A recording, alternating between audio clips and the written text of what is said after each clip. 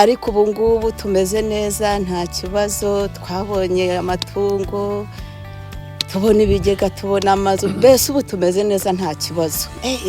Umva tumeze neza, twari dufite ubuzima bubi, ariko ubu ngubu umva twagiye imbere pe.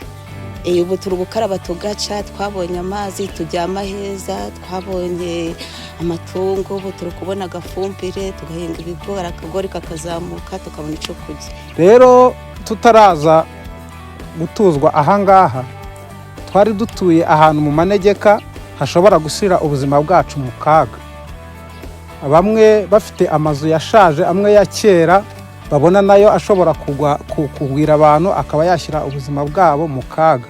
Ariko tumaze kuza gutuzwa ahangaha, leta y'ubumwe ifatanije n'akarere ndetse na rema binyujijwe mu mushinga wa LDCF3, twaje gutekerezwaho nk'abanyarwanda nk'uko leta y'ubumwe n'ubundi isanzwe idutekerereza.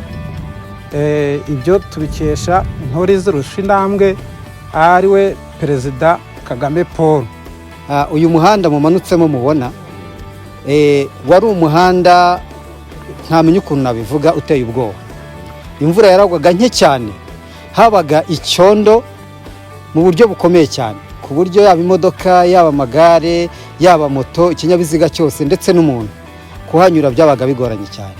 Mubonye no muri iyo midugudu ntabwo bari batuye neza, hari aho amazu yaratangiye gusaza, hari aho batari bafite amashanyarazi n'ibindi bikorwa remezo.